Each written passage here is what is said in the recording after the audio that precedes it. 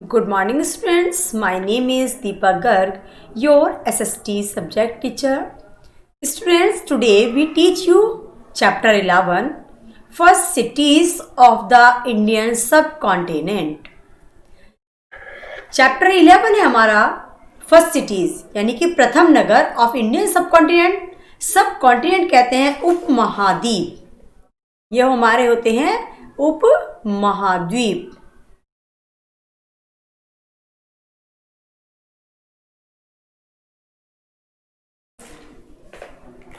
तो भारतीय उपमहाद्वीप के प्रथम जो नगर रहे हैं आज उनके बारे में हम स्टडी करने जा रहे हैं. The discovery of metal was a great step forward in the progress of civilisation. तो सभ्यता की प्रगति में धातु की खोज का एक स्पेशल चरण था.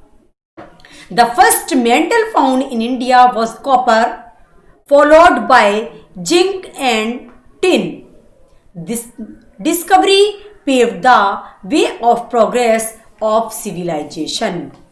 तो उसके बाद जिंक और टिन आई. इस खोज ने सभ्यता की प्रगति का पथ प्रवर्तित किया था. Paleolithic age, with the discovery of copper, all people did not switch over the metal, rather a transition was gradual. The stone and metal tools were used side by side. This fact is proved by the resemblance early stone and metal tools. However, the use of metal came into use in different stages in India. The North India copper replaced stone as material for tools and weapons. And iron came into use later. Therefore, we can say that there was a time gap between the copper age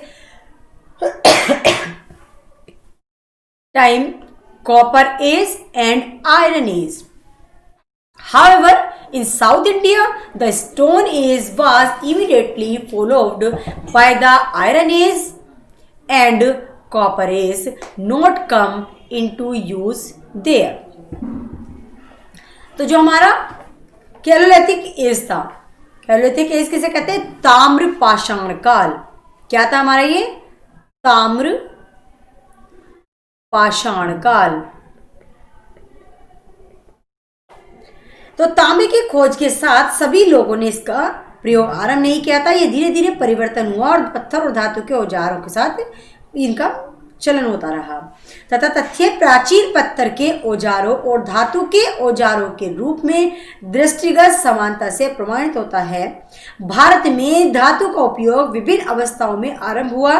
उत्तर भारत में औजारों और हथियारों में पत्थर का स्थान तांबे ने लिया.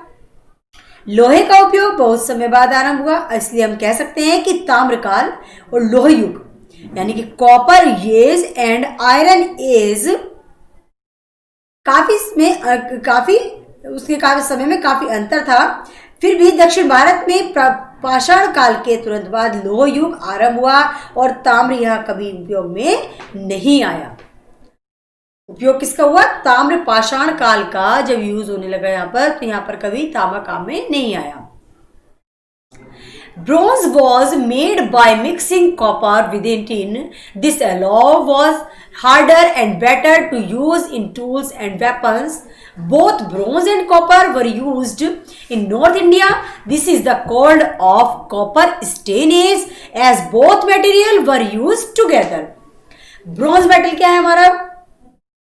ब्रॉन्ज धातु पत्थर से अधिक कठोर. ब्रॉन्ज कहते हैं कांसा. ब्रॉन्ज होता है हमारा कांसा. कांसा तांबे और टिन को मिलाकर बनाया गया.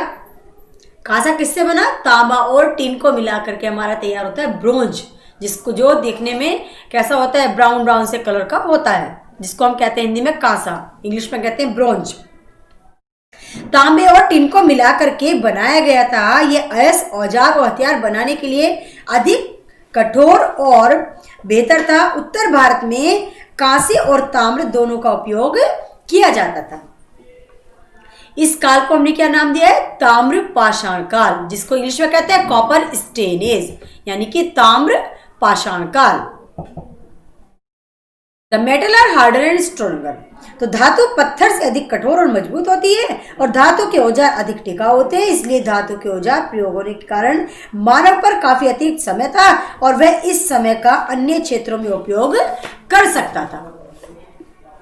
धातु की खोज के साथ मानव प्राचीन इतिहास से इतिहास यानी कि बिना प्रमाणों के युग से प्रमाणों के युग में प्रवेश के द्वार पर खड़ा हो गया था। The discovery of metal greatly helped men in different fields as in carpentry and agriculture because it became possible to make more efficient tools like plowheads, hoes and axes. Metal tools provided him better protection against wild animal. At the same time, he could make house and pottery for this use. Thus, this transition resulted into the progress of civilization. We find trace of the Chalcolithic age in the Gangetic Valley, Chota Nagpur Plateau, Brahmagin, Karnataka and Navdotli in Maharashtra. तो धातु की खोज विभिन्न कार्यों जैसे कृषि, बढ़ाई आदि के मानव के लिए बहुत सहायक हुई है, क्योंकि इससे हल, कुदाल तथा कुल्हाड़ी जैसे प्रभावी औजार बनाना संभव हो गया था। धातु के औजार उसे जंगली जंतुओं से पहले से बेहतर सुरक्षा प्रदान करते थे। इसी के साथ साथ इनकी सहायता से वह बेहतर आवास और बर्तन बना सकता था, इसलिए यह परिवर्तन सभ्यता के विकास का कारण बन गया था। क्या था हमारा? ताम्र पाषाण काल के साक्ष्य हम कहाँ ले सकते हैं? गैंगनेटिक वैली यानी कि गंगा घाट, छोटा नागपुर, प्लेट्यू होते हैं हमारे पठार, किसे कहते हैं प्लेट्यू? पठार। कर्नाटक में ब्रह्मगिरी और महाराष्ट्र में नवदटोली में मिले हैं। फर्स्ट सिटीज यानी कि प्रथम शहर, प्रथम नगर।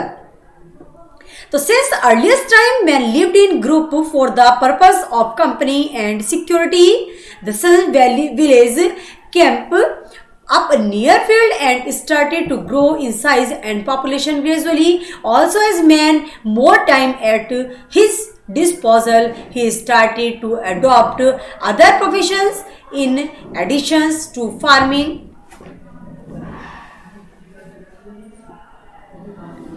तो प्राचीन काल से ही सहयोग और सुरक्षा के उद्देश्य से मानव समुदायों में रहता आया है। खेतों के पास बसने प्रारंभ हुए, छोटे गांव में धीरे धीरे जनसंख्या बढ़ती गई और वे बड़े होते चले गए। मानव के पास समय भी था तो उसने कृषि के अलावा अन्य व्यवसाय अपनाने आरंभ कर दिए। इसलिए उसने क्या करा? फिर बड़े ही कारीगरों,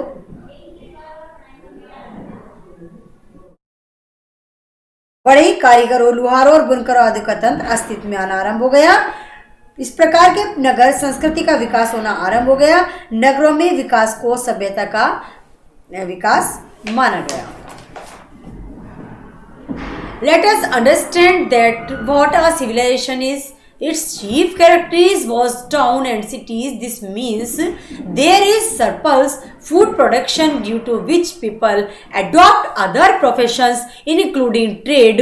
People start to take interest in crafts and arts.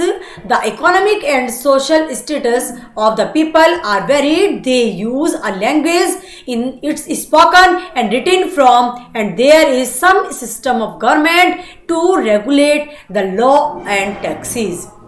तो आइए हम जाने कि सभ्यता क्या है। नगर और महानगर सभ्यता की मुख्य विशेषताएं हैं। इसका अर्थ है कि भोजन उत्पादन के अतिरिक्त मात्रा में उपलब्ध था, अतः लोगों ने व्यापार के साथ साथ अन्य व्यवसाय अपनाने आरंभ कर दिए। लोगों ने कारीगरी और कलाओं में रुचि लेना आरंभ कर दिया। लोगों के आर्थिक और सामाजिक स्तर में भिन्नता थी। वे मौखिक एवं लिखित रूप से किसी भाषा का प्रयोग करते थे। आचार और कर लागू करने के लिए शासन की भी व्यवस्था थी। Many such civilizations developed in different parts of the world.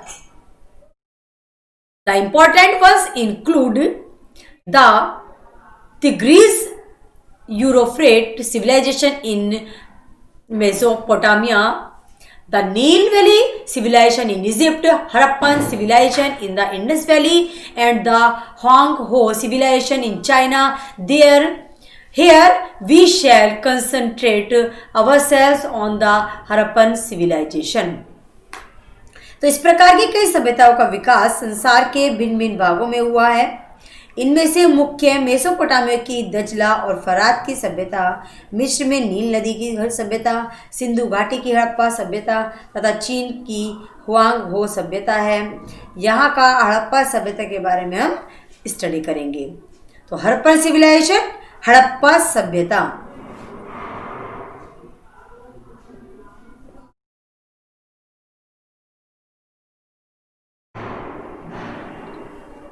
तो सबसे पहले आता है इसमें डिस्कवरी। डिस्कवरी किसे कहते हैं? खोज। डिस्कवरी कहा जाता है खोज करने के लिए। तो the civilisation which sprouted in the Indian subcontinent flourished in the north west region. It is called by several names as the Indus Valley Civilization or Indus Saraswati Civilization. It is also called the Harappan Civilization because the first excavation were made at Harappa in West Punjab, now in Pakistan, and Mohenjo-daro in Sindhu, now in Pakistan. The name of Harappan Civilization was adopted because it was found that such a civilization existed in an extensive area ranging in northwestern India, north central India, Sindh and Baluchistan, now in Pakistan, Ropar and Sangor in Punjab, Lathal in Gujarat, Mithatil in Haryana and Bamwali in western Uttar Pradesh. तो खोज में क्या हुआ? भारतीय उपमहाद्वीप, जो भारतीय उपमहाद्वीप में थे, भारतीय उपमहाद्वीप में जिस सभ्यता की उत्पत्ति हुई वह उत्तर पश्चिम में विकसित हुई। यह कई नामों से, जैसे सिंधु घाटी की सभ्यता या फिर सिंधु सरस्वती की सभ्यता के नाम से जानी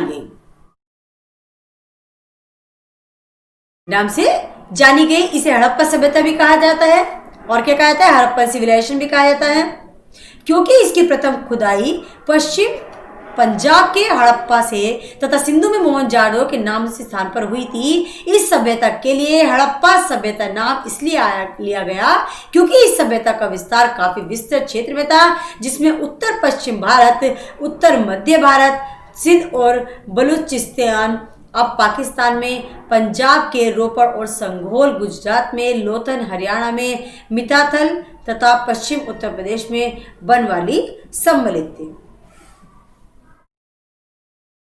The site of Mohenjo-daro was excavated by Rai Bahadur Dayaram in 1912 AD and the site at Harappa was excavated by R.D. Banerjee about the same time. तो मोहनजोदड़ो की खुदाई का कार्य राय बहादुर दयाराम द्वारा 1912 ईस्वी में और हड़प्पा की खुदाई का कार्य इसी समय R.D. बनर्जी द्वारा कराया गया था।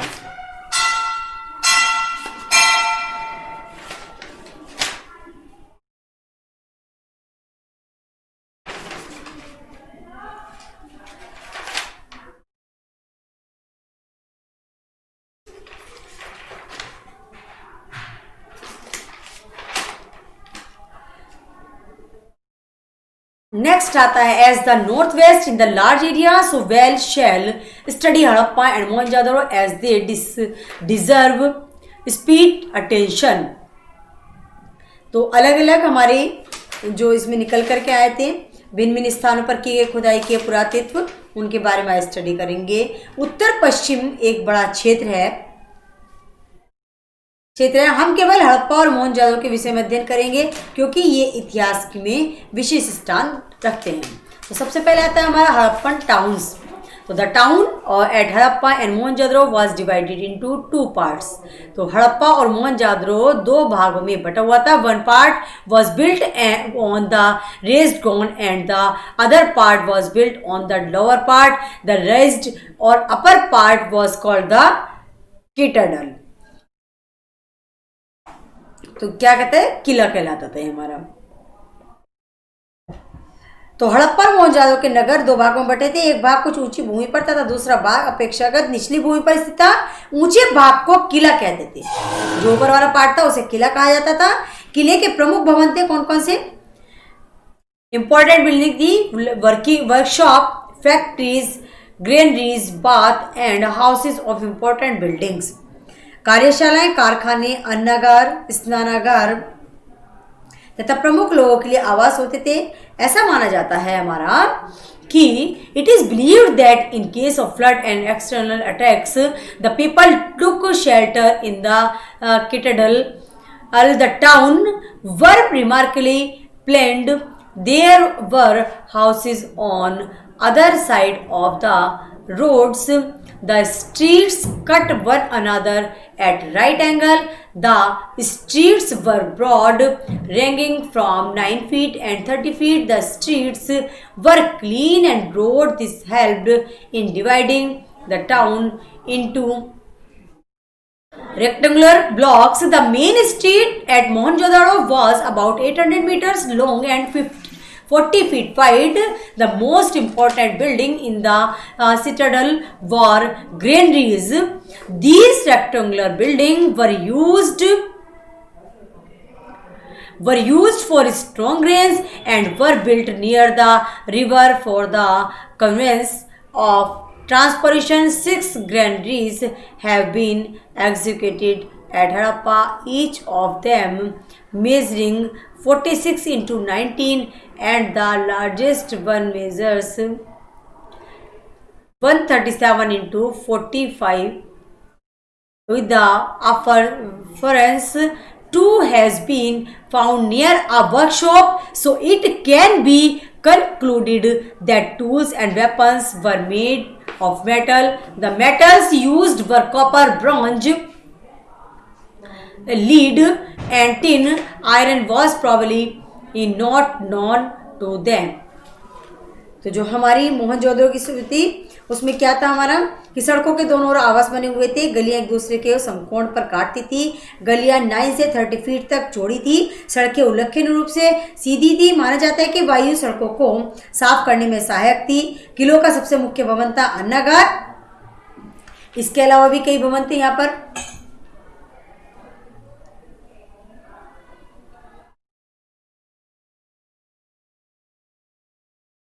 एक कार्यशाला के पास भट्टी भी प्राप्त हुई थी, जिससे निष्कर्ष निकाला जा सकता है कि हथियार धातु के बनाए जाते थे। प्रयुक्त होने वाली धातुएं कौन कौन सी थी हमारी? कॉपर, कांसा, लेड और टिन। आयरन और हमारा जो ये ब्रॉन्ज है, ब्रॉन्ज कहते हैं हम कांसा को। कांसा किससे बना है हमारा? टिन से मिलकर के और कॉपर से मिलकर के हमारा ब्रॉन्ज तैयार होता है। इसके बने हुए थे। इन लोगों को लोहे के बारे में जानकारी नहीं थी। मोहनजोदड़ो के one of the excellent features of Mohenjodaro remains the great public bath. Mohenjodaro के अवशेषों में सबसे उत्तम महान सार्वजनिक स्नानागार था। यह this bathing tool measures 139 feet long, 23 feet wide and 9 feet deep. यह कैसा था स्नानागार? 139 फीट लंबा और 23 फीट चौड़ा था और 9 फीट गहरा था। ऐसा लगता है स्नानागार का प्रयोग साधारण लोगों द्वारा कुछ निश्चित धार्मिक और सांस्कृतिक अवसरों पर ही किया जाता था। Yet another remarkable features of the Harappan civilization was the dragging system. Every house had one or more rooms, kitchen, bathroom and well. The dragging system from the kitchen and bathroom were connected to the drains in the street. The drains were covered with the stone slab and the opening at regular distance for the sake and cleaning this slow. The people were very conscious of healthy hygiene and sanitation. तो जो हाँ का था हमारा हड़प्पा सभ्यता का एक अद्भुत विशेषता थी, जल निकासी की व्यवस्था थी इसमें। तो इसमें निचला भाग होता है, इस क्षेत्र के सामान्य लोग रहते थे। यह क्षेत्र भी योजनाबद्ध था। आवासों की दीवारों में पक्की ईंट और मिट्टी से बनी हुई थी। कुछ खिड़कियां और दरवाजे अलग से बने हुए थे। समान दूरी पर इससे पता चलता है कि लोग स्वस्थ एवं स्वच्छता के प्रति कितने जागरूक थे। तो स्टूडेंट्स, आज के चैप्टर 11 को ये स्टॉप करते हैं। Thank you everyone.